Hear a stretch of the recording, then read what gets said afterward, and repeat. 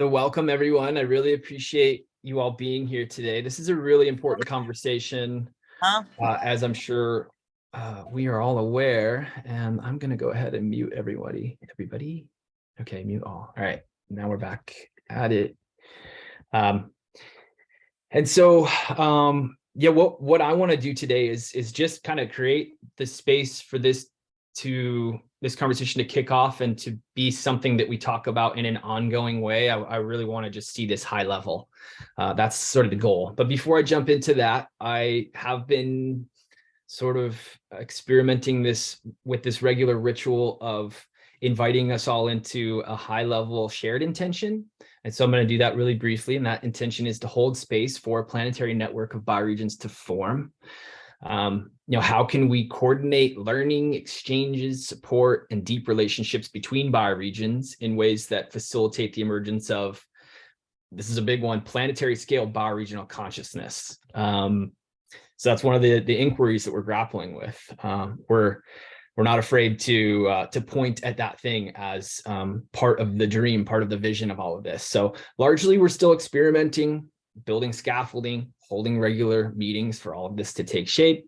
We anticipate that there will be some self-organizing that happens hopefully soon, particularly as more bioregions join. But in the meantime, here we are. We're going to keep showing up. And thanks to all of you for showing up as well, because it wouldn't be much if I was just sitting here talking to myself. And so as far as today, I want to preface this presentation and conversation by saying that, as I alluded to before, we want to hold space for fundraising, aka distributing life-giving resources. It's one way that Joe refers to it often, and I tend to like that. Invites the idea of multi-capital wealth and of ecology and life. So we want this to be ongoing. I'm not exactly sure how.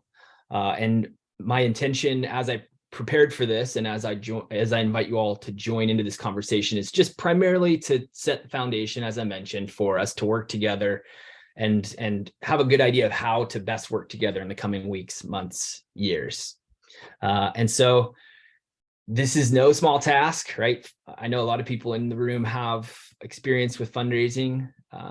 It's an incredibly messy and complex topic. And I think that given our desire to be decolonial, the fact that we want to be regenerative, we also have to be really careful with how we approach this, as I'm sure a lot of you are sensing into as well. And so I want to just spend maybe 3-4 minutes exploring the complexity of all of this before we jump into a little bit of storytelling, of high-level storytelling, that I think can really bring a lot of potential and potency to fundraising. So first off, as I just kind of alluded to, there's a need to reconcile near-term financing with the importance of all of this unfolding in a deeply relational, decolonizing, and ultimately regenerative way.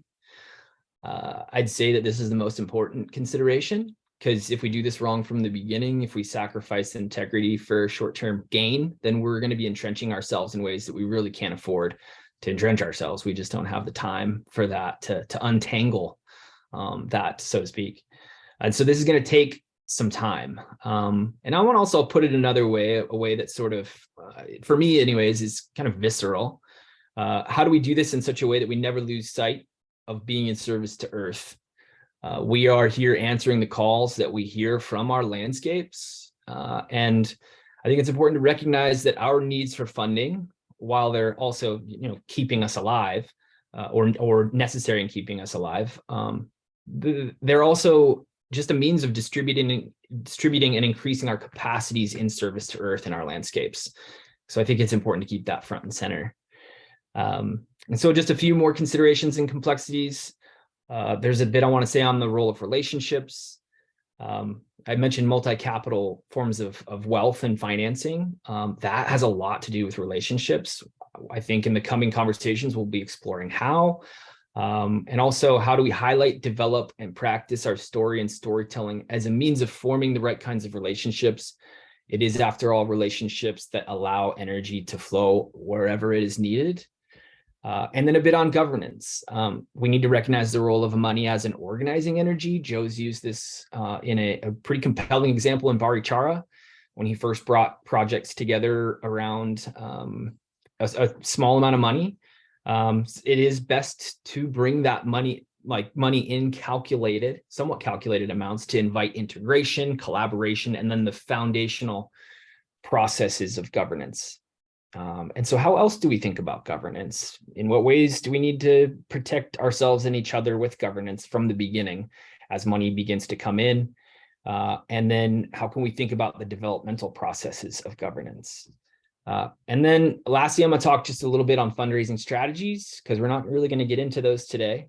But I want to mention them. I want to point at a few of them. How do we recognize the many fundraising strategies that already exist and whether they're right for us? How do we recognize and utilize the many innovative and emerging Web3 funding strategies? How do we develop other innovative ways of funding ourselves? And then how do we form the legal structures such that we don't get ourselves into trouble while also remaining highly flexible and responsive in our use and our distribution of funding? And then here's one: how do we form giving circles? This is going to be one that we're going to talk about more and more in the future. I've been talking about this idea with Joe. For now, I just want to name them and say that they're really interesting and deeply inspiring. And I think that they can unlock a lot. And then let's also recognize the difference between fundraising for the formation of the planetary network of bioregions and bioregional activation and fundraising for landscape partnerships. There's going to be a big difference there. And so I'm going to leave it at that. There's a lot of other dynamics. There's a lot of other considerations that I'm not including, many of which I probably am not even aware of, but I think that that's enough for now. I just wanted to bring in the appropriate sense of humility for the conversation today. That this is such a big, hairy topic. And today we're just going to focus on the story. I'm going to share the story here in a moment. We're going to focus on forming the right kinds of relationships. And then we're going to look ahead to the next meeting, what it is that we feel compelled to do in that meeting or in the lead up time. Hopefully we can bring a little bit of clarity around that.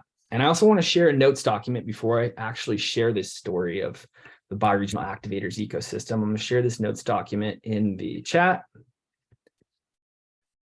On that notes document, you'll see the two topics that we're going to explore today. And at the bottom is just a couple spaces where we can input when we want to have the next meeting, what to do in the lead time, what we want to achieve in that meeting. And I want to just invite anybody that feels called to take some notes.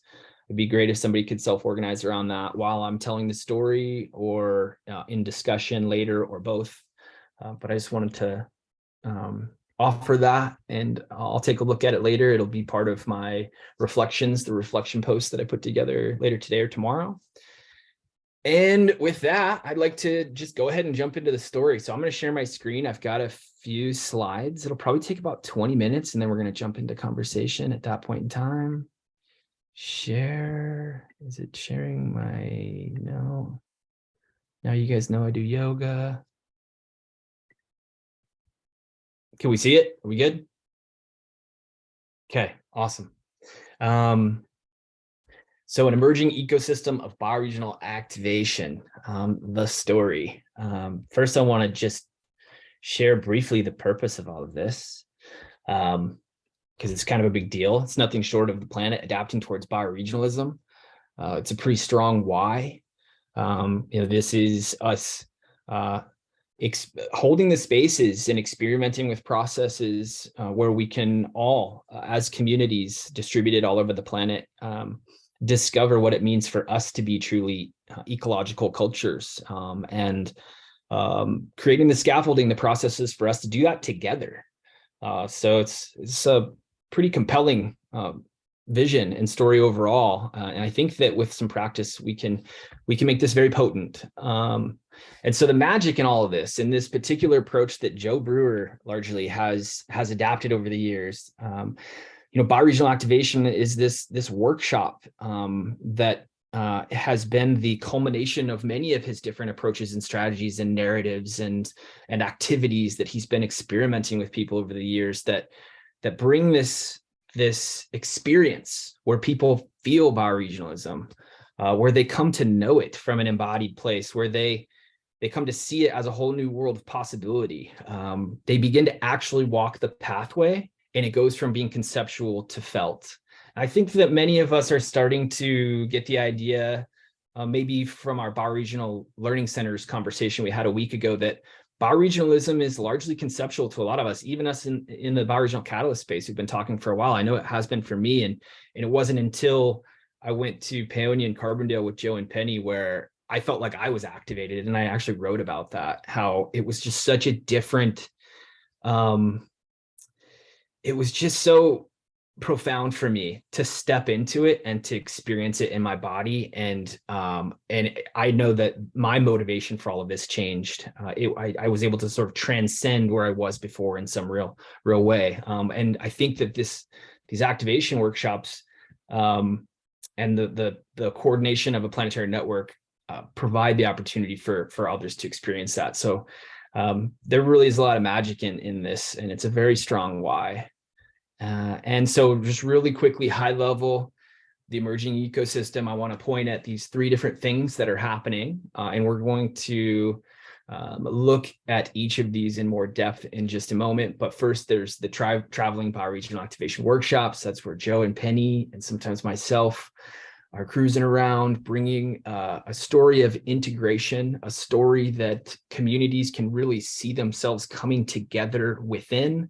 And as well as the practical regenerative tools and orientations that help people to feel that possibility. And those namely are pro-social, landscape partnerships, and bioregional learning centers. We're going to talk about those in more depth here in a moment. And all of this is another really important point, which I'm going to go into more depth on the next slide, but these reciprocal invitations, just to name them briefly here, it's when communities are listening to the landscape, and they are have been looking for individuals in the community largely are looking for new ways of being, are looking for new ways of caring for their place. And through that exploration, they've discovered Joe, and they see what he's doing. They invite Joe to bring his vision, his energy. And the reciprocal part of the invitation comes when Joe and Penny then invite those communities to join the planetary network that is learning together. And that planetary network, some of the things that we're doing there are online learning exchanges. We're experimenting with community supports, connecting different bioregions together in relationship. And then centrally, most importantly, we have on the ground bioregional regeneration. It's part of this ecosystem. Like I mentioned, that's made up of, or that's facilitated through pro-social embodiment, landscape teams, bioregional learning centers. And let's look at these in a little bit more depth now. So we have the traveling bioregional activation workshops. This is a diagram that Penny created last week. That's like the most up-to-date that this story is anywhere, other than in conversations. Like I mentioned, this activation process is a lot about making this experiential, feeling the possibility, starting to actually walk the design pathway with our local communities, to borrow the title of Joe's book. And what I am referring to when I say the design pathway is bioregional learning centers, a planetary network of bioregional learning centers forming, and so that we can all learn together to adapt in our places. I'll repeat just really briefly the idea of reciprocal invitation, because it's really, really important here. It has to do with setting the stage for bioregional sovereignty. Bioregions invite Joe and Penny because that's what they feel called to do. And Joe and Penny don't charge any money for these bioregional activations. They accept donations, but the invitation, along with the lack of financial transaction, create the conditions for the process to be decolonizing, which is obviously very, very important. And in turn, bioregions are then invited to learn with other sovereign bioregions to explore the planetary scale space, where we can all come together to adapt in parallel, on equal terms, in mutual support. But then back to the process of activation, this largely begins with the idea of pro-social. Pro-social is central to creating a sense of possibility for all of this. It allows us to dream past the competitive and extractive empires that caused collapse in the first place. And pro-social is nothing short of developing collaborative groups capable of intentional cultural evolution. And I heard this quote just the other day, and I think it really carries the spirit of pro-social in a really beautiful way. Someday, After mastering the winds, the waves, the tides, and gravity, we shall harness for God the energies of love. And then, for a second time in the history of the world, men will have discovered fire. That quote is by, I don't speak French, but Pierre Teilhard de Chardin.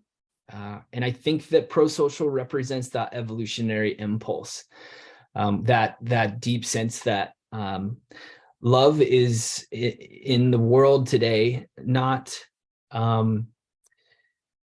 used to bring us together in collectives nearly like it could be. And I think pro-social allows us to hold the containers for us to discover what that is, and to borrow from the quote once again, to discover fire for the second time in history. And so I think that's a really exciting idea for me, and I wanted to just share that. So much of this is about pro-social. And just a little bit more about pro-social, it becomes feasible when we clearly see our shared identities, and looking at bioregional activation, Joe brings in a couple different things: the story of collapse and collapse awareness. That's the big why, the why that drives us forward away from existential risk, gives us a sense that we very much need to come together. But then there's also the story of regeneration and cultivating a planetary consciousness. That is the why that pulls us, draws us forward. That's the dream that inspires us. And pro-social also brings with it the ability to manage the commons through the 8 core design principles.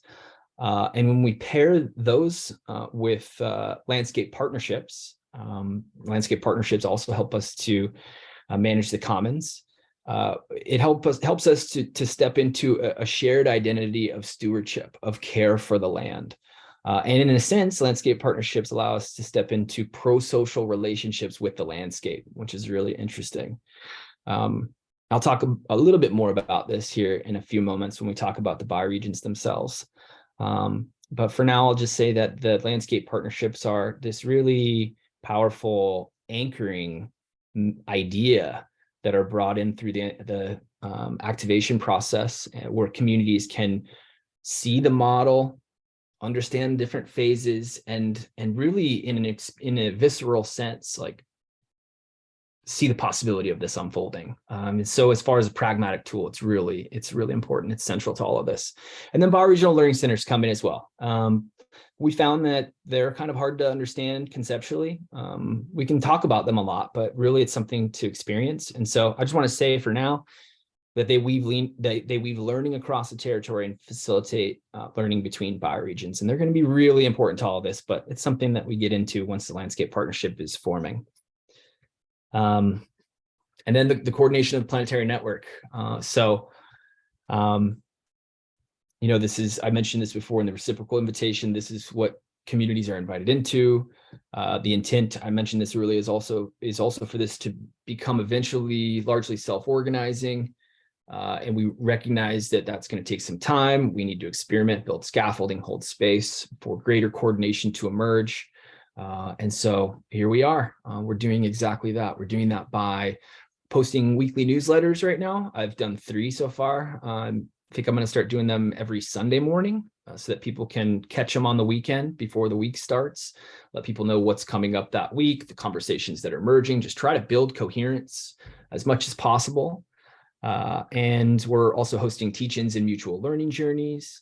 We are right now in the background sort of compiling Joe's webinars. I've also been doing a few the last month or two into discrete sort of self-guided learning journeys, curriculum. So that's something that's happening, and I think will be really useful for a lot of people as they're just entering these conversations. We're also making space for exchanges, parallel learning, relationships to form between bioregions. I've mentioned that a few times. And then also to develop a broad set of other supports for bioregions as the needs arise. This being an example of one of them. Landscape partnerships need funding. And so we're trying to host this conversation today, bring coherence, hold space for this to be ongoing, and for us to organize around this idea. So there'll be more and more supports that we offer as time goes on, and we get to experience the variety of different developmental processes for bioregions and see the full spectrum of their needs. And so, as you can see, there's a lot of stuff. There's a lot of roles, and this is growing rapidly. It's evolving rapidly. And right now, it's being carried by Joe Penny and myself. And I just wanted to name our needs, our estimated needs for 2023. I mean, we think that about $3,000 a month for Joe and Penny to live in Barichara and continue to do this work would be enough. I live in the United States, which is much more expensive. So I think about $3,000 per month for myself would get me through this year. And then about $18,000 for travel expenses. So, I think this is probably a little bit low as a number, as an estimate, but I think we could also make it work if we were able to get that much money. So that's just a ballpark number that I wanted to share with you all for how much I think the Bioregional Activators core team needs for 2023 to make this happen. So, even more importantly, let's talk for a little bit about landscape partnerships and what it is that they need in order to sustain themselves, to keep going, because ultimately this is about, obviously, bioregional regeneration. This is about us coming together on the land as communities, and the landscape partnership is the cultural container. It can go by a number of different names, but in order to effectively communicate with one another and learn together, it's useful to share a common language. So landscape partnerships is what we're using to communicate that particular bioregional pattern of coming together in a container, getting funded, understanding our developmental processes. And so I want to emphasize the importance of core teams here as we enter into this conversation of how to fund these landscape partnerships. I want to do so by saying that, this process or landscape partnerships overall, and the idea of funding process came about by Willem Verwerda and his trips around the planet trying to understand the possibilities for landscape scale regeneration. And he just recognized the shortcomings of so many efforts to fund projects. It's great, they've done amazing things, and there's so many great regenerative projects out there. But if their funding dries up, if something happens to some of the leaders of the project, so often they are separate from other projects. They are not tethered to a process that is held in the community that can carry efforts forward in case something goes wrong. They're just deeply fragmented. And Willem saw this being detrimental to local efforts just too many times. And that was the inspiration behind landscape partnerships as a process that is carried for at least 20 years. Really, it's into perpetuity, but for the sake of understanding this and communicating with investors, they created a model that is up to 20 years. And as you can see, the core team is central to carrying all of it. It's the foundation at the bottom. Joe made this model, by the way, after a conversation with Willem. And then above the core teams, we see regenerative projects. We see that regenerative projects need to be supported without any expectation of them returning value or energy in the beginning, because they simply need to develop. They need time to develop. And as projects develop and are integrated on a landscape scale, we eventually get to the point where we've got a regenerative economy forming, a regenerative infrastructure. When that happens, we then have government and institutions recognizing what's happening and seeing the value in it, and then bringing in their support. And so this thing sort of takes off. But this is all dependent on a window of 6, 8, 10 years initially for a core team to be supported, to hold the process, for people to be paid no matter what happens for extended periods of time to support regenerative projects. And so there's a large amount of funding that's needed. And if we look at just how transformative landscape partnerships are, we have a strong argument for this level of funding. They transform local economies, they heal landscapes, they adapt local communities, they help us to adapt away from existential risk. So they're a big deal, and they're akin to large infrastructure projects in scale and funding. But if we think about, and Joe's used this example, a light rail system that's put into a metropolitan area and at the cost of $1 billion or $2 billion, and think about its return on investment. And then think about a landscape partnership that could be supported, and this regenerative infrastructure and economy could be developed over 20 years for $100 million. And think about the comparison return on investment between those two. I mean, it's something that's highly deserving of that amount of money. And so I just want to take a moment. This is one of the last slides before we get into conversation, but I want to take a moment to reflect on landscape partnerships and what it is that core teams do. So on the left, you'll see the 5 phases of a landscape partnership, of the integrated landscape management model that's put forth by Common Land. These don't go in any particular order, but this order does sort of make sense, helps us to understand it a little bit better. So core teams, first and foremost, they create the platform that is the landscape partnership. They invite community members into a shared intention for landscape scale regeneration. They hold that space. And in doing so, shared understandings begin to emerge. The bioregion is mapped. People are exploring story of place, understanding culture and its history, and how the landscape used to look, how it looks now, where it's headed.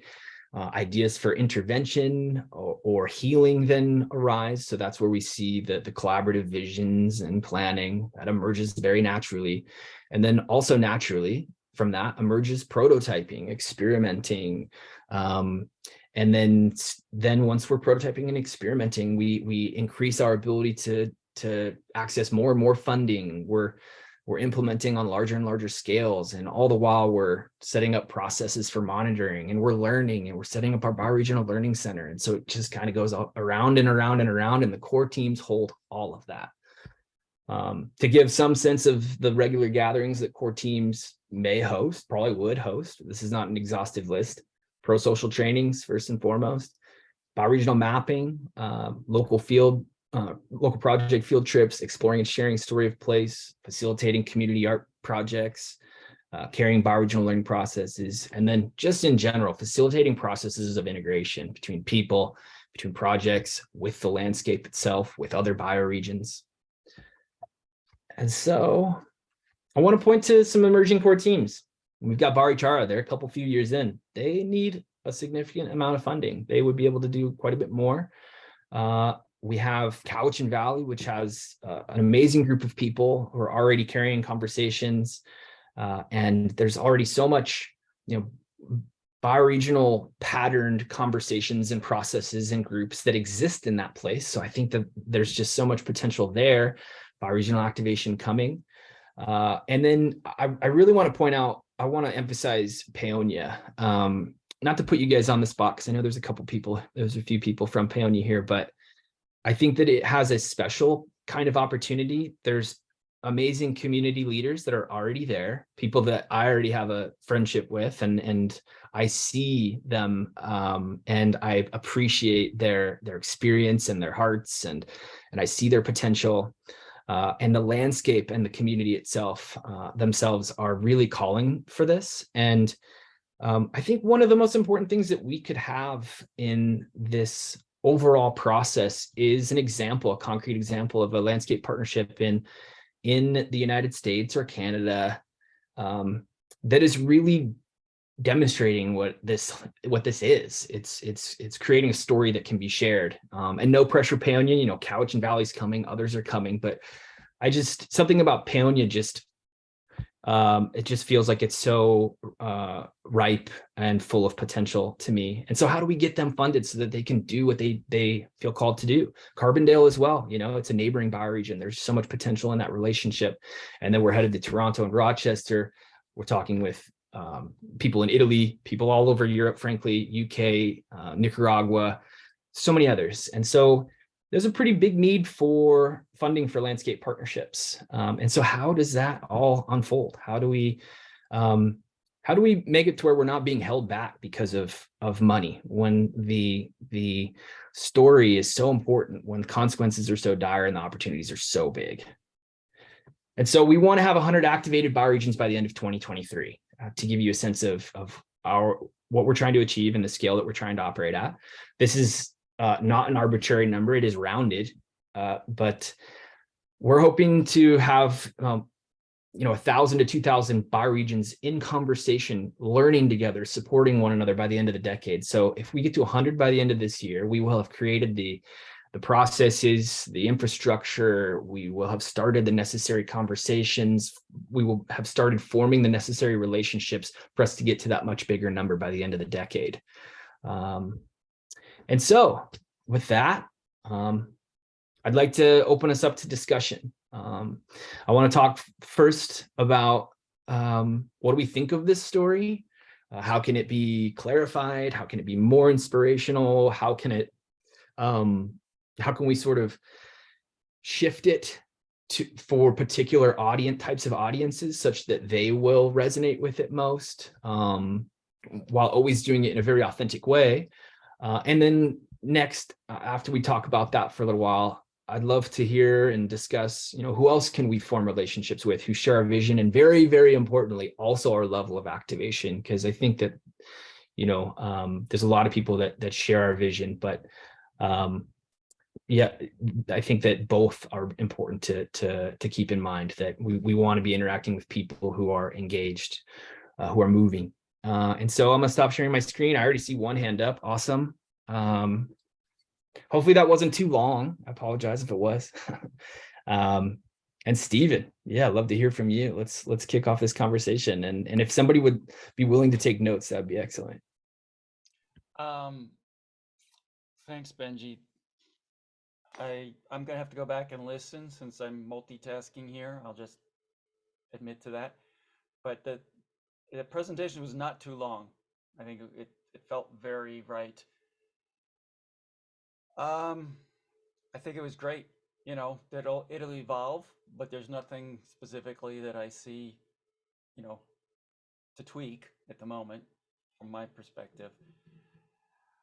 Already forgotten your questions, but that one thing that came to mind as far as other groups, and I know because she knows that you guys will link up, but Fernanda Ibarra and the Commons Engine are, I can't believe you guys haven't met yet. It's just a matter of time. I mean, she's got this huge network of people working on regenerative stuff and commons-based economic structures and such. There's a whole world of quote unquote funding or flowing resources that has nothing to do with money, and that's the point of their currency design program, is so people see flows rather than dollars. So I've just had to give up and let go and trust that the timing will be right when the paths cross. One thing I see from that is the possibility of me being able to sponsor some people in the currency design course as a way of getting paid for the work I've done on video editing that course.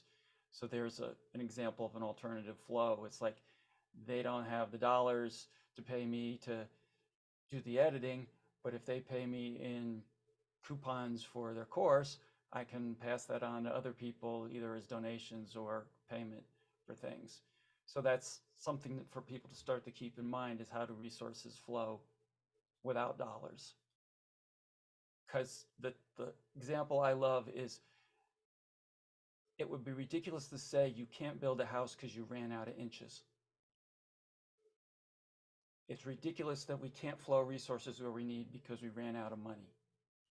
It's that insane. And when I can hold it that way, like, oh, other possibilities come to mind, rather than going, oh, I don't have the money, I don't have the money. So that's those are the big things that I heard out of what you presented. So I'll stop there because I'm drawing a blank, and I'll let somebody else jump into the conversation. Yeah. Well, I appreciate that, Stephen, and thank you for the concrete example of how resources can flow without dollars. That's so useful to just hear it as much as possible. I mean, there's just so much opportunity for creativity. I think that seeing how others are being creative just opens up so much possibility for the entire field, for the entire ecosystem. So is there anybody else that, sorry, go ahead, Stephen. Well, I apologize that I just thought of the other thing I wanted to mention. It came to mind. I just got off the Zoom call a little earlier with Brian Puppa from Toronto, who's organizing that event. It, it's going to be an amazing event, I think. And I think it's perfect example of a urban project or an urban scope. Like Paonia is to me very rural. I mean, I haven't been there for a while, but still, it's nothing compared to Toronto and what they're doing there and the resources available and such. But the thing that I don't hear in the conversation, uh-oh, did we just lose Benji? No, I'm Oh, here. I'm sorry. Sorry, the screen just shifted. Like, where'd you go? Shuffle. I'm talking to the box and it disappeared. I think it was because Elizabeth put her hand up. I'm hearing this, it's not presented this way necessarily, but I'm hearing this like the money comes from over here and goes over here. It's like it'd be great if bioregions start to learn to tell stories to fund themselves. Yes. Now, I think there's two pieces. There's local funding, and then there's the big donors, whoever individuals or organizations that say, we love everything and we want to give it everywhere, versus we're Toronto and we need to fund our own. Plus, that local funding makes can make some of these non-monetary exchanges more available to flow Yes. those resources. So that would be one thing to kind of figure out how to weave into that conversation. Now I do have, that is my, thanks, Mitty. I do have a piece to add to the presentation, is to kind of tease that out so that Mhm. that supporting communities that are funding and a part of evaluating where we go and who the call is how much have they done to fund themselves? How much could they do, but they're not, versus they don't know what to do. So yes, let's go in and help them, or maybe the advanced team helps them with that conversation before we actually send, you know, whoever it is. Right now it's you, Joe, and Penny, but whatever the other regeneration teams are. Like there's a whole emergent, including where can we, when we have the resources, where can we support people earlier in the process? Right now, it's like Toronto's ready. Brian's got a week of workshops. He's got all this stuff planned. He just needs Joe. There are other people who need more support that we can't give yet, but stuff you're doing might be, some of your activator stuff might be more appropriate for people who are still kind of floundering. Yeah. I mean, it's such an important topic. I mean, I introduced one of the intentions of this meeting today to have some sense of where we're going with the conversation, what conversation to host next. And this particular topic seems so central. I mean, this could be something that we talk about the next time we meet, because you're absolutely right. I mean, it's hard to even respond because it's brings in so many different ideas and concepts, but it's like, just to touch on it for a moment, how do we support, maybe one of the great needs in order to unlock that is to support one or two core team members to then be on the ground and forming the relationships and identifying ways that the community can support itself in this process, as a way of thinking about it, because oftentimes we're all so busy and we already have jobs, and that's just a huge complexity. And so how do we unlock just the ability for a region to begin supporting itself? There's something to that as well. But yeah, thank you. That was great. Good stuff, Stephen. Thank you.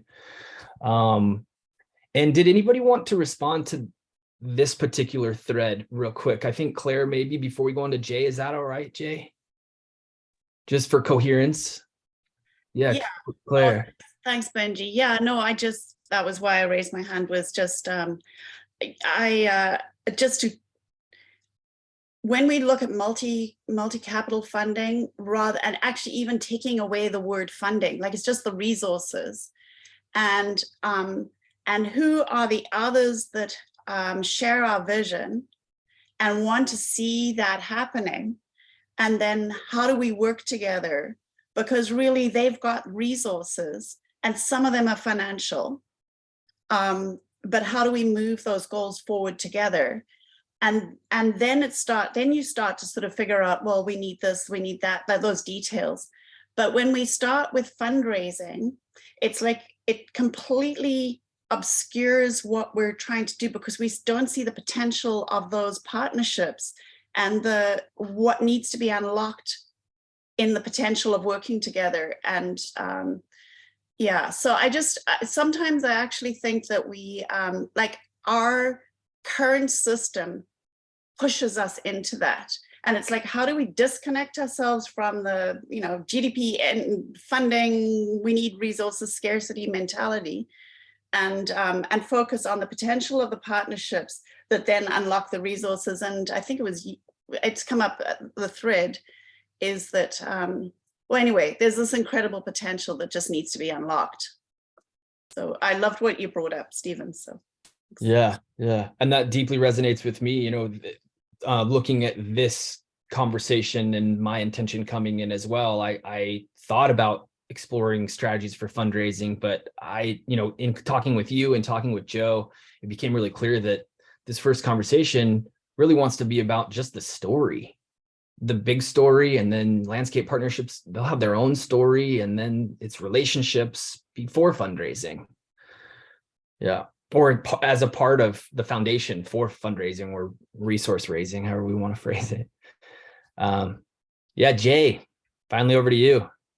Thanks for your patience. All righty. Yeah, I got to take off here pretty soon to get on with my day, but I just want to follow through with kind of what Stephen's talking about, as well as overall. I live in Crawford, which is outside of Perry, a little ways, and I'm on the board of the Western Slope Conservation Center. And I think what's important to recognize, for us, it's not just Paonia, it's our North Fork bioregion, North Fork of the Gunnison. And, you have a beautiful plan here. It's nothing particularly new in terms of people that have come before you, Barbara Marx Hubbard or Rudolf Steiner, people that had similar, ideas and, how we could organize ourselves as a community and a civilization for that matter. But, for where we are right now, like as a nonprofit organization, we have multiple nonprofit organizations within our bioregion. There's Citizens for a Healthy Community. We have the Colorado Organic Farm and Food Alliance. We have VOGA, the organization of the organic farms here, all working together, all nonprofits, all looking for funding. The Conservation Center relies on grants and our membership dues to do our programs, all very much focused on the type of platform that you're talking about. And what makes the regenerative agriculture and the pro-social movement exciting is that you're bringing a lot of new energy, a lot of new folks that are coming to town that are responding to your messaging. But yeah, my question then is how do we, we already have a core team, so to speak. We have excuse me, what's her name? Marissa and Jeremiah, who are working closely with you, but we have all these other sort of core members that are working with different nonprofits. And so, we're working very much towards how do we collaborate on our, similar types of projects and how we protect our environment. And on one hand, here we have these nonprofits. On the other hand, we have working with the government agencies. You have the Bureau of Reclamation, you have the Bureau of Land Management, you have the Forest Service, you have the Fish and Wildlife Department, and so all of this comes back to reality versus your sort of meta, beautiful plan or the model that you have of what could happen, and we may be light years away from that. And another thing to just keep in mind is what you're presenting is another system, and it is again then a system, just like right now we have a system, and our system is based on capitalism. And so we talk about funding, whether it's like what Stephen's talking about, how do we flow energetics, whether people on the ground actually doing work. And what that's what it really comes down to is, what are the in my mind, at least, what are the hands-on things that we're doing in terms of providing food and shelter and clothing, for people, and creating trust and community. And that's something that is very vibrant here. And so I just want to throw that in. I got to get off the line here, but I just want to, keep in mind the reality of what we're working with now versus vision. And that's, where does that intersect, and how do we bring in vision into reality, I guess, in terms of what we're dealing with right now in the here and now, and which is a whole different model, and once you try and replace a model with another model, it's just another model. So, and it will have as many challenges as the very model that we have now. Capitalism and our concept of freedom is very much wrapped up into a certain standard of living and concepts of freedom and communication that in some ways is very much, meta, the concepts we accept as our human rights, that is based in concepts that are that we have had forever, but take very different forms. So I'll leave it at that and let you move on to whoever's next there.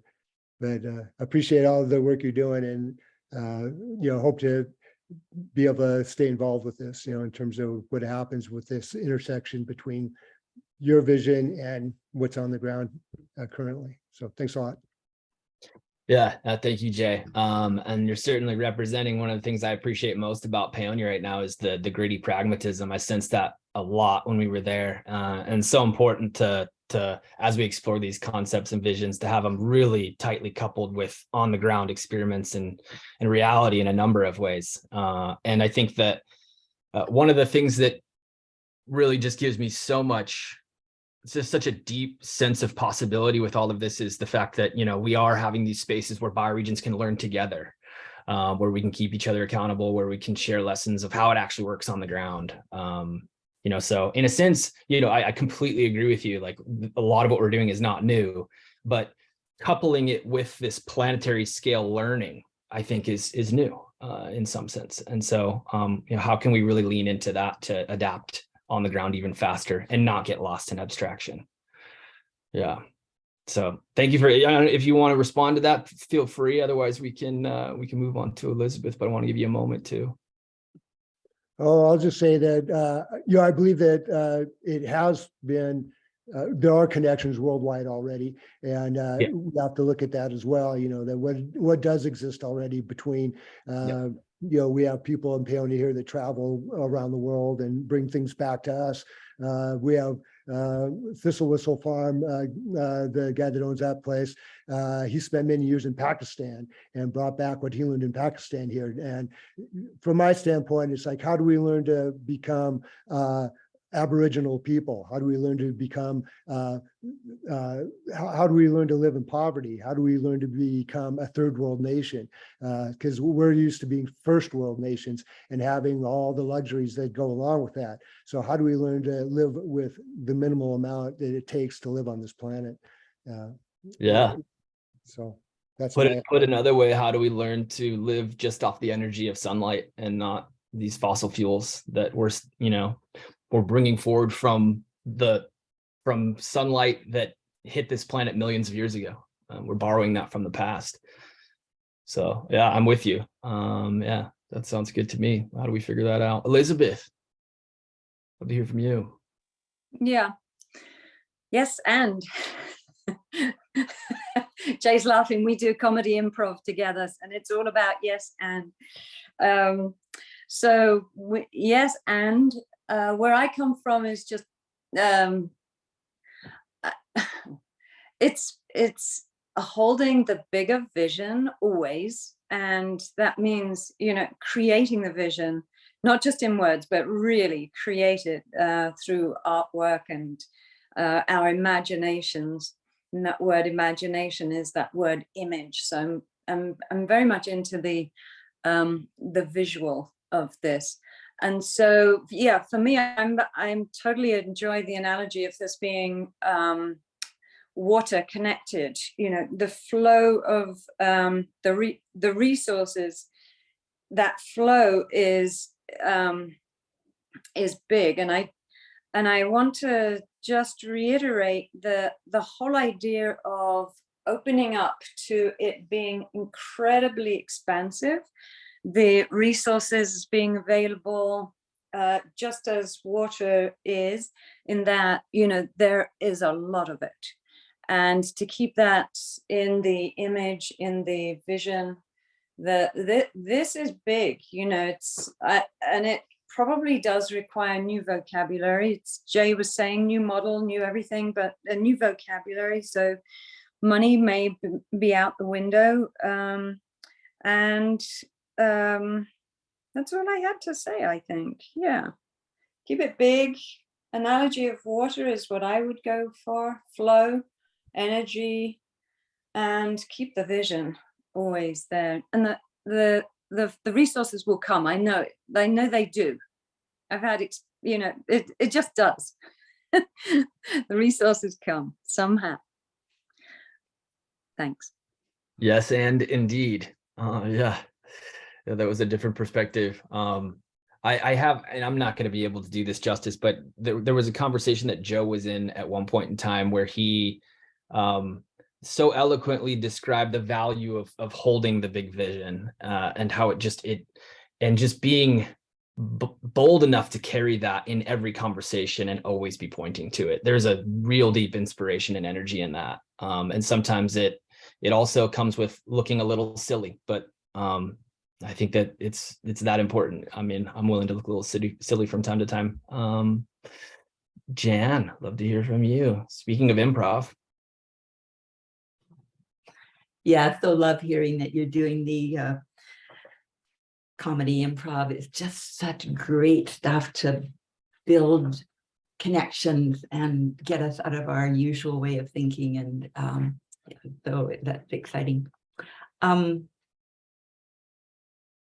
So I've got so many reactions to the whole process that I probably can't speak to them all, because I probably need to take and process them a little bit more.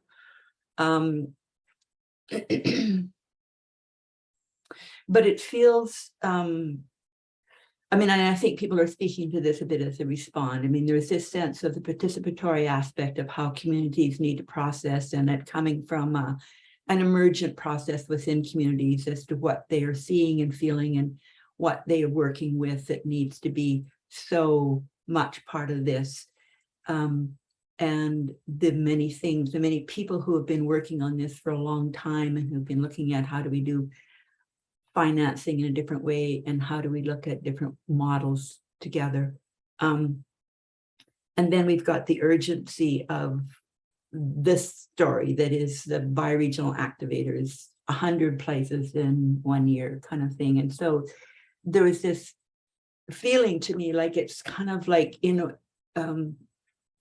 there's this feeling of you're either on the bus or not on the bus, because it has a bit of a prescriptive sense to it. It's like laid out, this is how it is, but there's so many other things that are going on. So it feels like, well, if there's this bus going and it's a really, really important bus. I don't want to put that down. I mean, this sense of having Joe and Penny and as well as yourself engaging with communities and the ambitious of that and the importance of that, because we're in such an intense time of collapse. So obviously all that's really important, but because of it being such an intensity of to do all that in 1 year and then fund it, and I'm using the word funding, and then having, you know, the sense that it's this amount of money that you're needing and Joe and Penny are needing, and there's a budget and whatever, that just can flip us right back into thinking in the same old way again about what values are and about we have to do it this way. And so it's sort of like, how do we combine that sense of this deep exploration that we need to have? And I think it's been going on in different places. There's been definitely lots of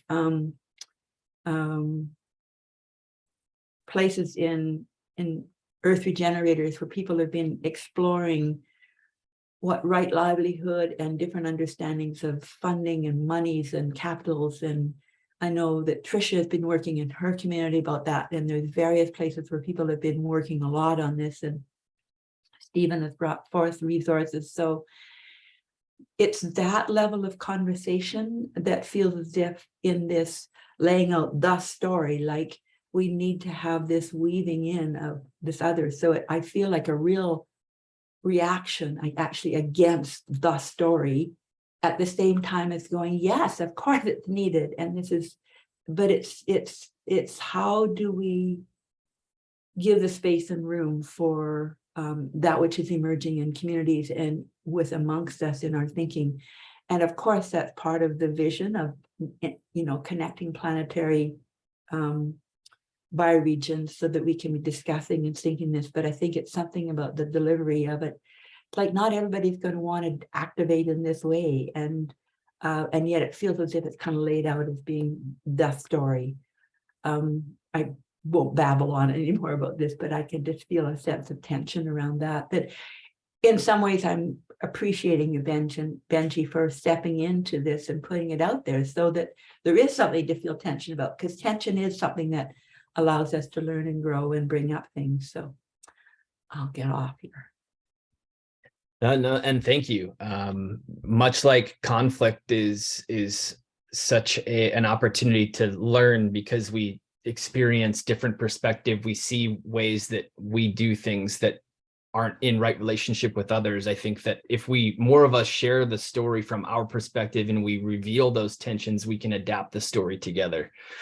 So, and also accept the fact that I think that there will be tension regardless in some reactions, but I appreciate hearing that. And I want to, encourage everybody to share the story from their perspective so that we can learn more and more.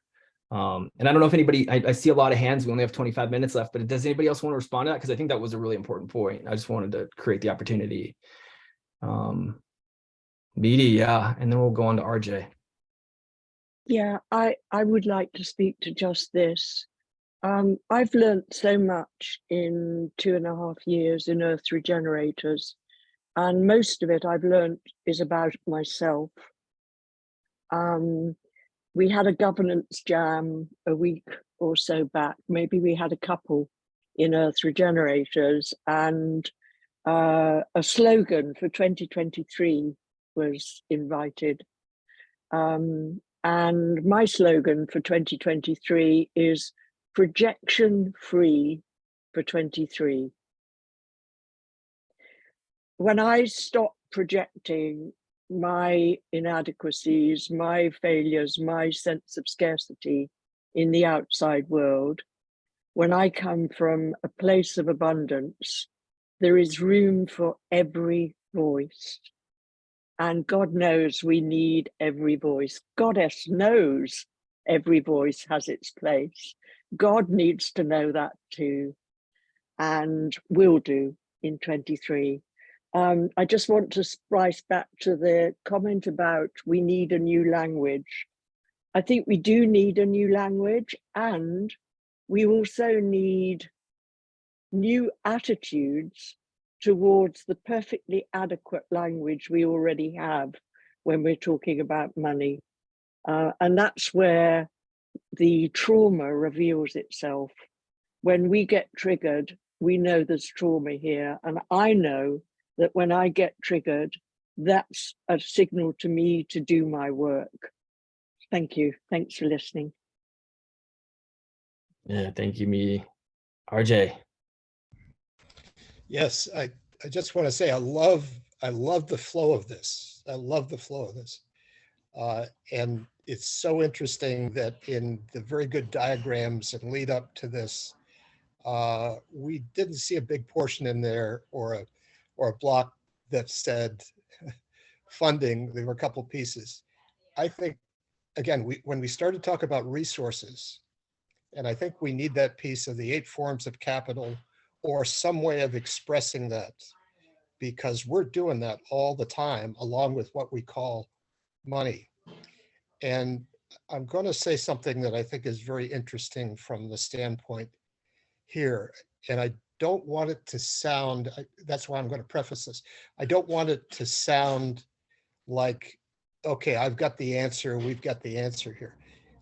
I think we've had in the Appalachian Edge in northeastern Pennsylvania, we've had the blessing of collapse. We've been through real collapse, and families and economies displaced, and whole economies having to turn around, and the tragedy of the commons and the depredation of environmental resources, all these things. The one thing that the collapse has done for us is it's made us in this bioregion scramble and work together, because otherwise it would not have happened. With all the ins and outs and conflict, that's been going on for 50 years. And that's why I will almost guarantee, because I can't guarantee for the bioregion, but I will almost guarantee from what I've seen that you won't be receiving a funding request from us in this bioregion. Because with any lack that's there, that's what has been going on for the last 50 years. And we struggle like any other place, because because the resources are there, and yet there is the Western mindset that we're still carrying. It would be so easy, I could just look around, any of us can look around and see, literally, when it comes to money and when it comes to human resources and social capital, we can see it's all there, but it's in this wrong place in a lot of the situations. So we've had to go again and again against the grain to develop that understanding, so the resources would shift to what everybody down deep really knew had to be done and wanted to have done and loved seeing it happen. So I'm just going to add that in. I think this resource piece is so broad, and so much of it is, we've been saying, the flow is there. The flow in this conversation is there, is to shift to talking about what is really important to all of us. I don't mean us here. I mean everybody in the place, including all the natural, the wildlife, everything else in that place, because that's what we're dealing with on a bioregional level. So I just want to add that in and say we are that bioregion. We're part of this group. I don't even need to see it on a diagram. You will not see, I really believe, asking for funding from this place, because whatever we have, we've had to develop primarily because of the collapse, the coal collapse and the industry collapse and so on, and it's come back. So sorry for going on a little bit, but I love so much the flow of this. And I do think our own bioregions can do so much to support where we know we need to go. And so much of it is around changing the narrative and the belief that's behind that narrative. Thanks.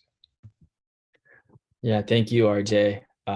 Yeah, I think that informs this conversation so deeply. And for me, you're also, not to deviate what it is that you just brought in, but you're so clearly demonstrating the value of us coming together as a network of bioregions and bringing our own stories, because the particular history of the Appalachian Edge and its history of collapse informs this so deeply. And a place like Paonia that hasn't really experienced, well, I guess Paonia had a coal industry as well with it that collapsed, but say given other bioregion that hasn't quite experienced collapse, by sharing stories together, coming into relationship together, it can inform something like, how do we bring resources together to unlock more of this happening? So just thank you for that. And I just wanted to point that out as well. So, and you didn't speak too long at all. How about you, Kay? Thanks, Benji, and everyone. Sometimes this, the story reminds me of that one of, when the earth is broken and all of that, the people from all colors of the rainbow will come together to heal it. And I think that's what's happening right now. I think too, the need for the master weaver, which is kind of what I see the bioregion, like your role and Joan Penny's role is the master weaver, to put all the threads together so that we can see the whole fabric. And I think that's really important, because when we work individually, we feel like we're not connected. We're not part of something that's much, much bigger. You also mentioned, other communities that could be part of this movement, and just locally, on the local level, I can see all the way from the Western Slope into Moab. There's tremendous amount of work going on there, and in the areas in between. The other thing that I see missing from the story is Indigenous voices. I spent a huge amount of time in Hawaii, and to watch what has transpired there, that is another bioregion. The whole Pacific basin of the island people, and they've done an amazing job at reviving their cultures, often using the sailing canoe as the thing that connects them all. But there's a huge revival of Malama Aina, take care of the earth. And that's a really powerful area that I feel is already working as well and could be brought into the tapestry. One last thing that I have heard recently, and I don't know if it's true, but I'd like to pursue it because we have talked about doing outreach to the Ute tribe, which I feel their presence is sorely missed here. I don't know the name of the mountain that we call Lamborn, but I'm sure it is not Lamborn, nor is Sopris, or any of these mountain names. What were their names? And has that knowledge been lost? We talked about this piece of property in Paonia that some very person that wants to develop it would sell for a large amount of money. The Utes apparently, and this is what I've been told, and I don't know if it's true, have been buying properties in Colorado and in the other areas where they used to live. Is that a possibility? Because I think that in order to understand how to live in poverty, how to live with the earth, how to live with resources that are sustainable, we need to bring back those voices of the people who did that for hundreds and hundreds of years. And I think that's really missing right now. So that's my comments. Oh, thank you so much, Kay. Yeah, those stories, the peoples that called whatever particular landscape home for generations and generations, they embodied bioregionalism, right? And we're talking about it in such a conceptual way. What a way to understand how to embody it, to hear the stories of how people existed before and invite them into the conversation. Yeah, of course, it's a huge part of all of this. And so I appreciate you bringing that in. And Media, I'm seeing your hand is raised in a somewhat urgent manner. Yeah. Well, I have a story which I think will spin a lot together, which is about the name of a mountain. I live in the lee of Ladyface Mountain, and I have been searching for all the time I've lived here to find the Chumash, which are the original peoples here, name for Ladyface Mountain. There is a legend that it's Ladyface is from a legend of the Chumash people. She's a lady, you can see her profile as she lies on this volcanic ridge mountain, waiting for her god to join her. I've searched and searched and searched. I've asked every Indigenous person I could meet. I've always drawn a blank. A few days ago, I unearthed a report from 2011, which is that actually the legend of Ladyface Mountain lies with a developer called Wizin. Al Wizin wanted to build a restaurant on the top of Ladyface Mountain. And he coined this legend as a great way to build the story for development. The only trouble was that the legend backfired on him, and the mountain has had the last word, because the people in the community so loved the idea of Ladyface Mountain being a Chumash legend in origin that they actually conspired to prevent Al Wizin building his restaurant, and Ladyface Mountain is now protected and cannot be built on above a certain level.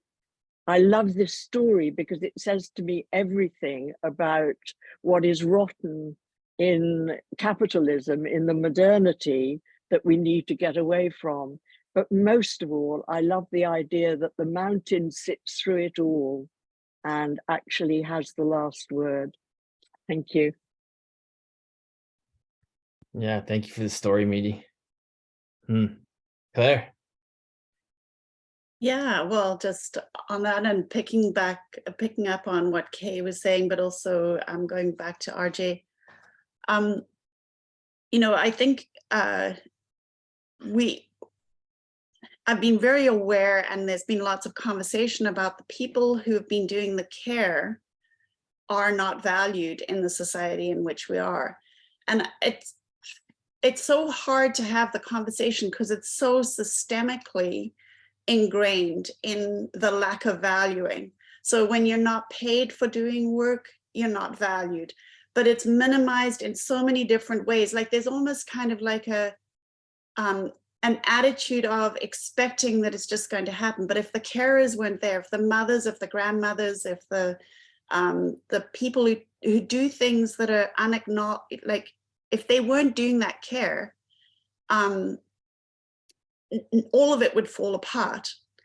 And yet it's the things that we've prioritized in this society that sort of seems to be in people's mental images what counts. And even the most sort of caring people have that mindset.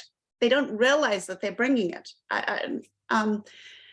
And why that's important is because I know that having worked in care work, there's a kind of pain in not being able to even make the argument. I keep thinking, is it just me who's not compelling enough that I can't do this work? I could go and do some other work and put my time and energy into getting the money, but actually this is the work I need to be doing because nobody else is doing it.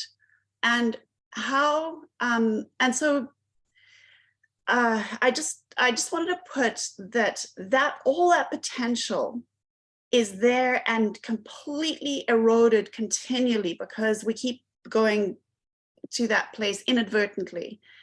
And so focusing on what is it that we care about. And so if we've got a vision, it's like, what do we care about? And how do we unlock that potential so that we can do more of that caring?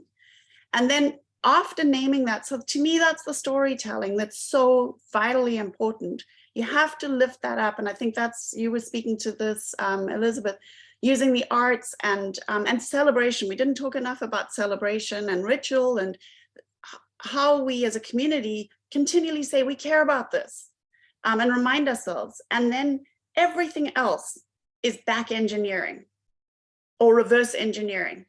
And so when you were saying, RJ, about we won't be putting an application in for funding, I agree that if you put money as the thing that's leading you, you're going to get yourself back into trouble. You have to start with what you care about, and then you fill in, like it's just reverse engineering. It's how we put any plan together. It's like start with what we dream of and the other parts of the details.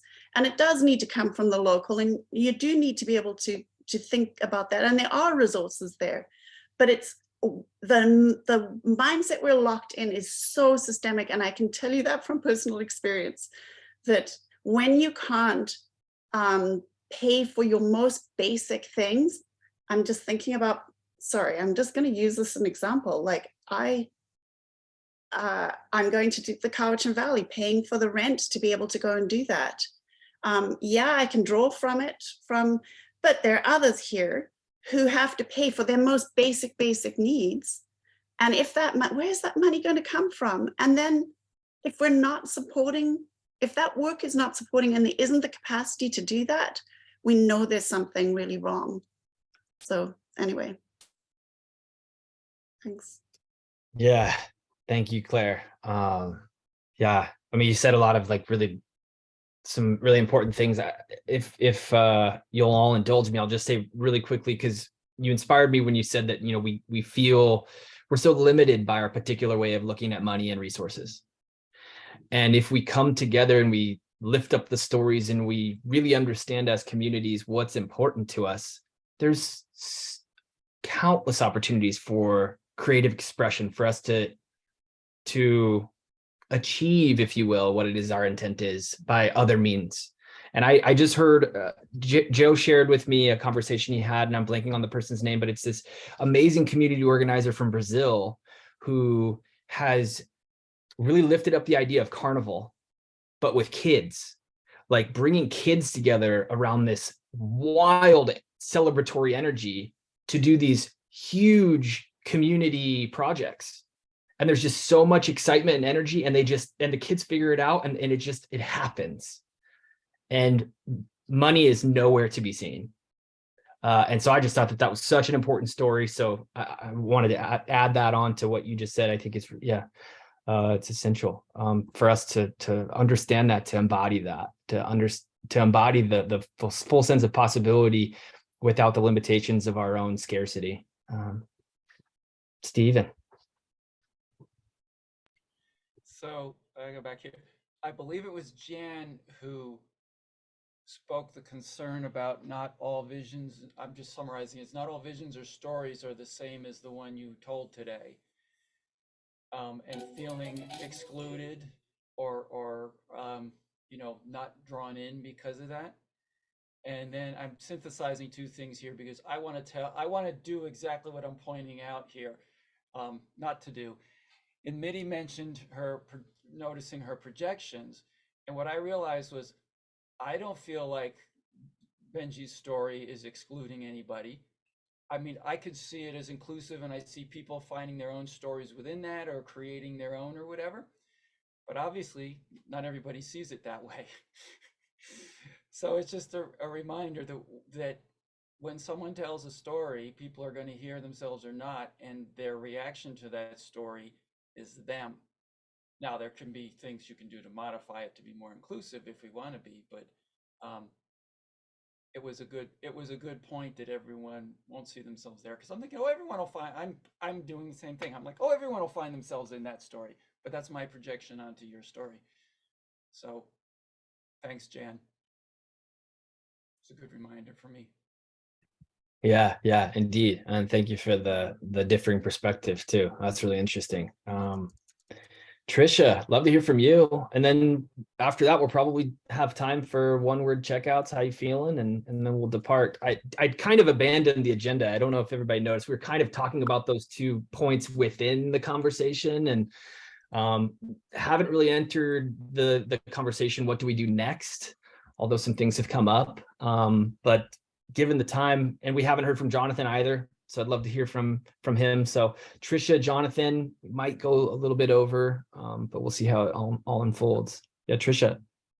Yeah, I just wanted to follow up on the yes end, because I wanted to kind of share just anecdotally from here on the ground, where besides the $2,700 that we got from ER and the $500 that we got from the Abundant Earth Foundation, all the work that we've done here on the ground over the last 2.5 years has been with non-financial capital. And we've done a lot of work. And it's not as, it probably could be quantified, but it's much more qualitative. But just to say, like, yes, we absolutely need resources. And there are many ways that we can get creative with our communities to do things without needing resources. But then the yes is that I just wanted to share here too, that just before the end of the year, we just got a check for $5,000 of unrestricted money that's coming into our Regenerosa fund that will now enable us to start to fund weavers here on the ground who really do, like you said, Claire, need to pay their bills, need to get held up as weavers, and need to have this profession and this vital role in our society be recognized. So yes, and thank you, Benji, for hosting, and thank you all. Thank you, Trisha. Yeah, Jonathan from Hotlum. Still something you want to share? I'll table it till next time. Are you sure? Good. Yeah, it sounds non sequitur. The flow of the conversation's pretty upbeat. Oh, okay. Meaty? Jonathan, why not table it now and we can be reflecting on it between now and next time? There is an economic reality to the urgency and trauma-inducing fear that the current capitalistic system that is based on indebtedness and interest do cause people, and can't bypass that. And there are projects that are teetering every single month in failing because of lack of hard capital fiat currency. Yeah, absolutely. Yeah, thank you. And that will definitely go into the reflections that I post for this. That's an important note, valuable note to end on, really. Pragmatism. Thank you for that. And we've got 1 minute left. If anybody has any prior obligations that they need to move on to, feel free to jump off guilt-free. Otherwise, love to hear one word from everybody, how you're feeling, and pass it along. And do we have any bold volunteers? And by the way, Bennett, thank you for the notes, man. Appreciate you. You're great. What a resource you are to all of us. Thank you. Meaty, would you like to start us off and then pass it along? One word, how you feeling? Invigorated. Bennett. Yeah, inspired. Let's go, Elizabeth. Blah, blah, blah. High energy coming our way. How about Trisha? You want to go next and pass it along? Engaged. RJ. 3 words: love and flow. And Claire? Gratitude to be having the conversation. Anne. Mine was inspired too. Inspired, yeah. Steven, how about you, since you're unmuted? Sorry. Is it all right if we pass to Steven since he's unmuted? And I already said it, Anne? Yep. Cool. Thank you, Anne. I already had invigorated and was going to jump in before you picked Mitty, so I'm not stealing invigorated. It was mine to begin with. Yeah. How about are we just missing Kay, Jonathan, Jan, RJ? Or RJ, did you go? I'm sorry, I'm forgetting right now. You did. Okay. Kay, do you want to go next? Sure, mine is engaged as well. And then it's just Jan and Jonathan, right? And myself. Yep. Yeah. You want to go, Jonathan? Got a word? Fire. All right. And then Jan and myself. Jan, how about you? Maybe she's not there. I'll just go ahead and say motivated. I'm very motivated. I'm feeling a lot of energy. So thank you all so much. Deeply appreciate you. Look for the reflections in the recording and we'll figure out how to carry this forward. Please feel free to keep the conversation going in the chat below. I'll be responsive and maybe I'll see some of you this Saturday and Bioregional and Beyond update tomorrow, exploratory session Friday. Plenty of opportunities to engage the rest of the week, and much love, everybody. Feel free to unmute and say goodbye if you'd like. We'll see you soon. Bye-bye. Later, y'all. Bye. Thank you.